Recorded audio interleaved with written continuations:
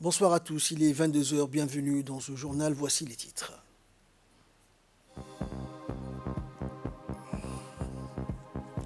Promotion du développement du tourisme dans les régions de l'intérieur. Le ministre du Tourisme et le ministre de la Décentralisation ont entamé une tournée dans la région d'Arta.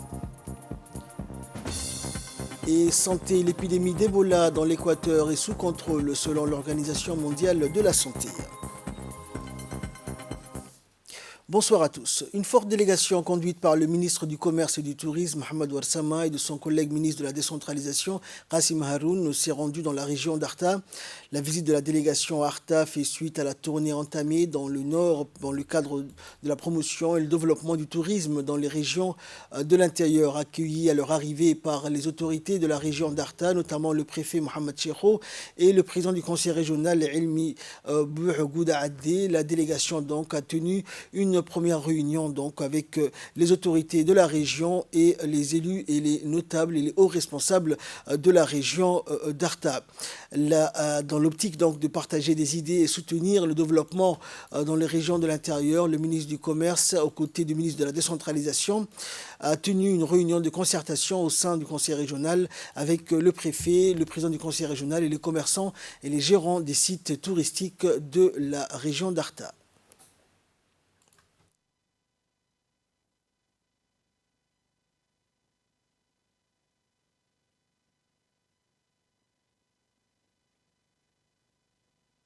Nous sommes très heureux de vous accueillir et nous vous souhaitons la bienvenue.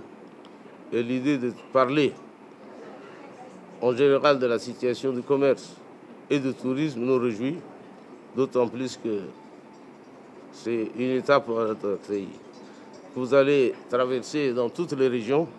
Nous allons essayer de vous donner la situation. La situation d'Arta, c'est qu'elle a des opportunités en matière de tourisme, en matière de commerce aussi.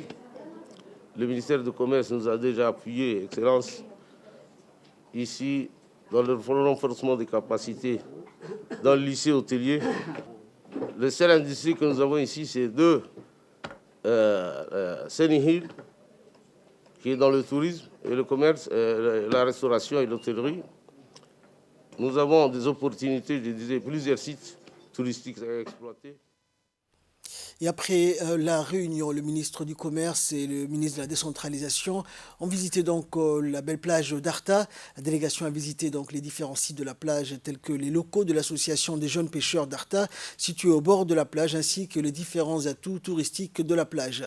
Conçue pour ceux qui aiment donc et les adeptes de la plongée, la plage d'Arta est une destination pour une meilleure détente et baignade dans les eaux merveilleuses de la mer. La plage d'Arta possède de nombreux types de poissons qui peuplent les eaux locales. La plage d'Arta est une plage de galets bordée donc de montagnes et possède un impressionnant tombant où l'on peut voir des super poissons multicolores. Outre la plage d'Arta, et outre la plage, donc, la ville d'Arta possède différents sites touristiques et des hôtels donc, qui accueillent les touristes qui viennent chaque année donc, à Arta. Rappelons que cette tournée du ministre du Tourisme, du ministre de la Décentralisation se poursuivra dans les régions de Dikil et d'Ali Sabié.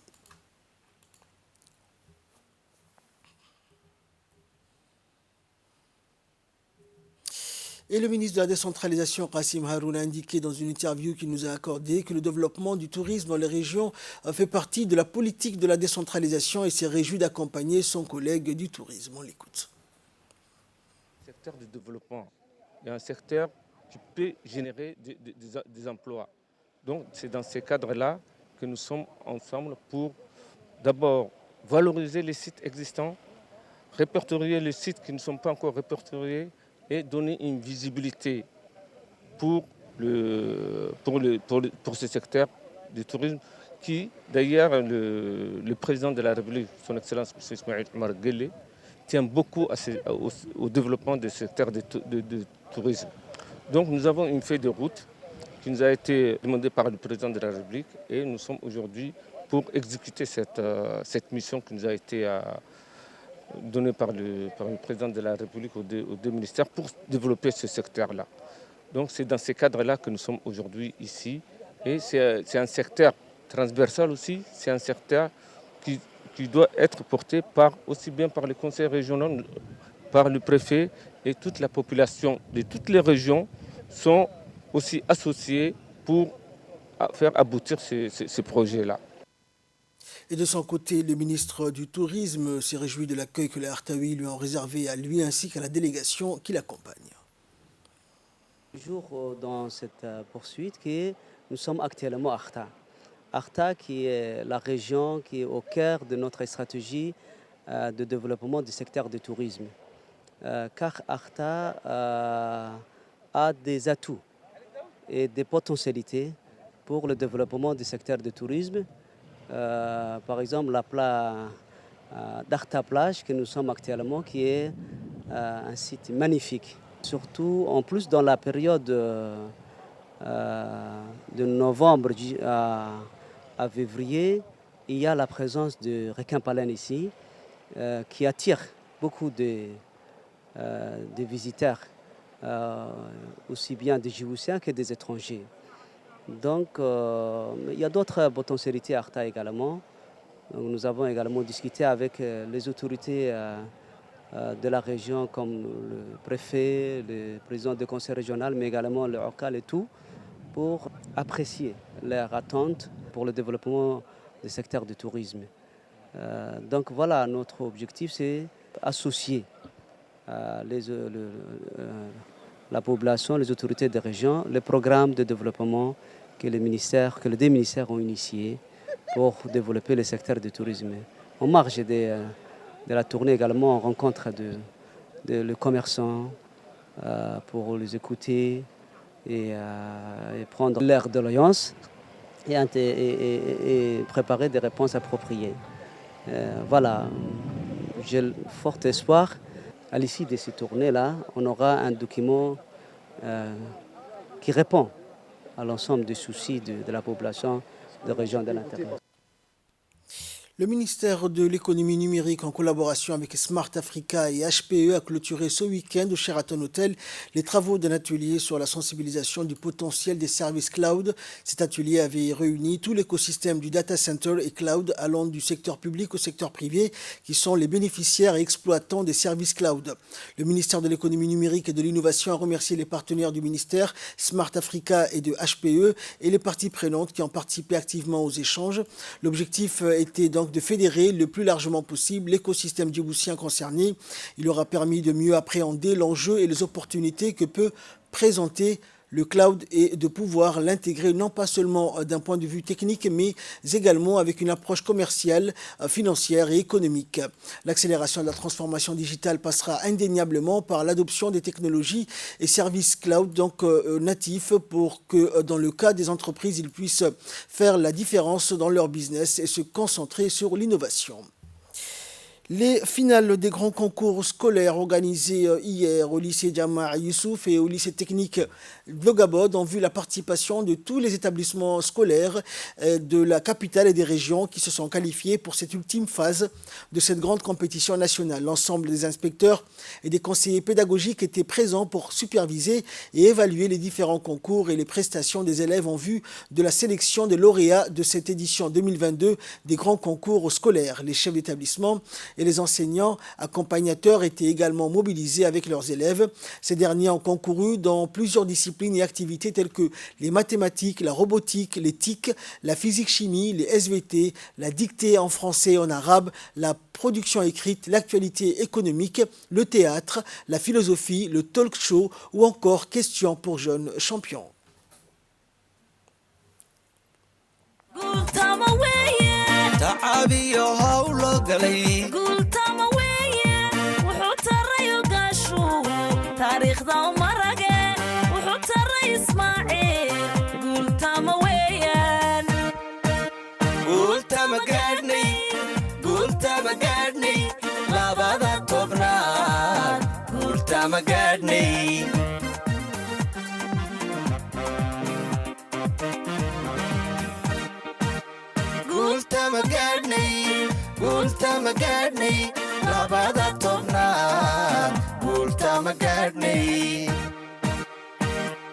horumarka tacliinteena guultama weeye taariikhda labaatanka guultama weeye tacaabiyo hawlo galay guultama weeye wuxuu tarayo gaasho Il y a lieu donc de rappeler que le grand concours scolaire organisé chaque année depuis 2017 par le MENFOP contribue grandement à la qualité des apprentissages des élèves du fait qu'ils sont sous-tendus par les programmes scolaires et qu'ils suscitent une émulsion chez les élèves qui apprennent autrement. Les résultats de ces concours ont révélé que les efforts consentis par le MENFOP ont porté leurs premiers fruits, d'une part donc en révélant des lauréats ont pu remporter donc des prix à des compétitions internationales telles que les Olympiades de la langue française ou le Djibouti Robotic Competition.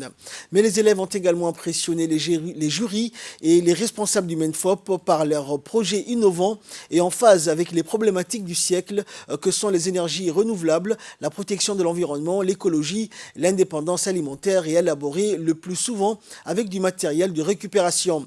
Cet événement coordonné par l'inspection de vie scolaire en collaboration avec l'ensemble des entités du MENFOP s'inscrit dans la droite ligne des actions phares annuel du MENFOP. Le ministère de l'Éducation nationale et de la formation professionnelle donc a félicité les lauréats, toutes les personnes qui ont pris part à cet événement ainsi que les organisateurs.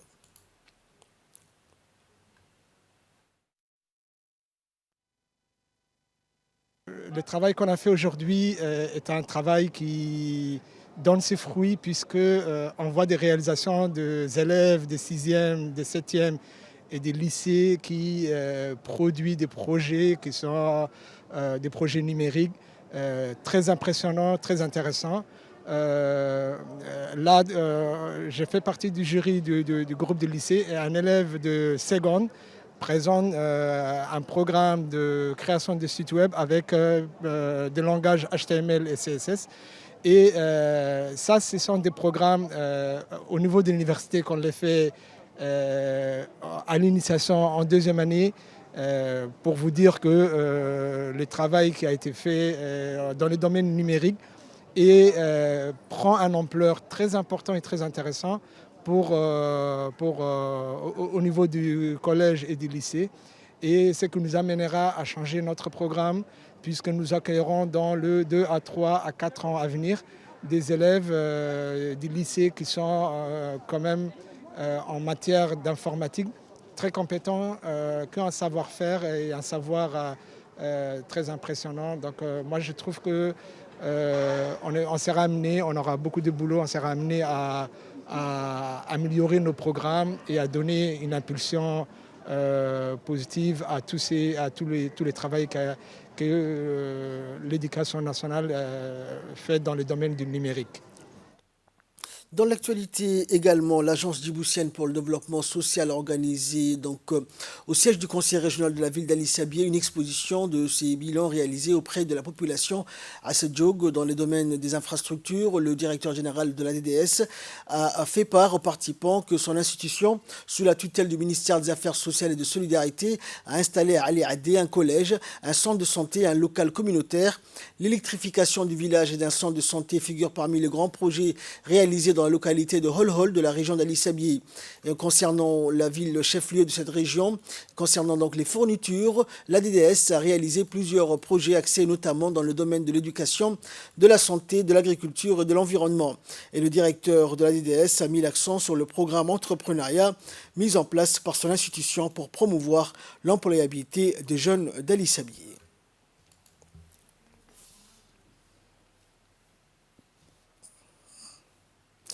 Le lancement officiel de la 2e phase des activités de vaccination contre la Covid-19 a eu lieu donc à Tadjoura et en pris part à cet événement le préfet, le vice-président du conseil régional, le haut responsable du ministère de la Santé ainsi que le personnel de l'OMS.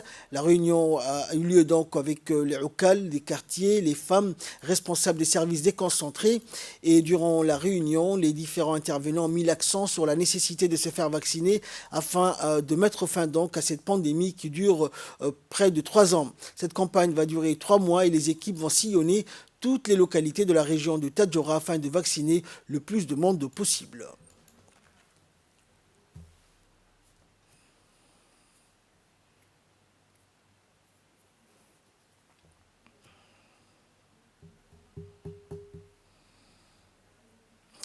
Et Nous restons à Tadjoura, direction la localité de Pécaneuf, où un grand rassemblement religieux a débuté donc du 12 mai au 15, où chaque année des milliers de fidèles viennent de partout, des quatre coins de la République de Djibouti, mais notamment également de l'Éthiopie et de la Somalie. Et rappelons que le but de cette rencontre intense prêche de 3 jours est d'encourager les musulmans à suivre les enseignements de l'islam dans leur vie quotidienne en toute conformité avec le Saint-Coran et la Sunna de notre bien-aimé prophète Mohammed, paix et salut de Dieu soit sur lui.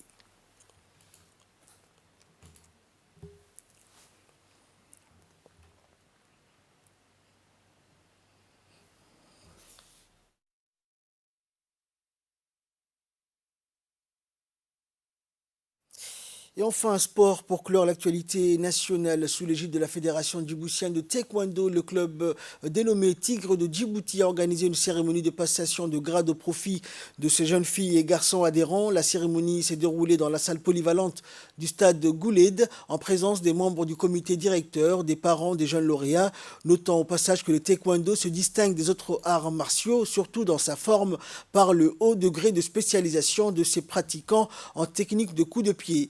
Cette discipline a été incluse au programme des Jeux Olympiques d'été depuis l'an 2000.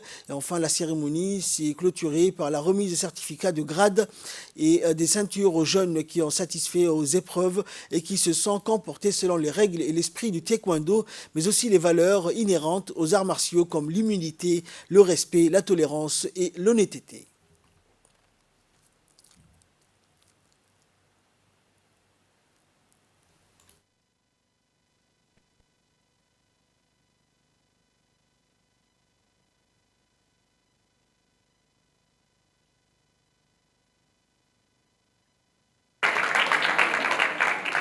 Je m'appelle Seth Loiseau.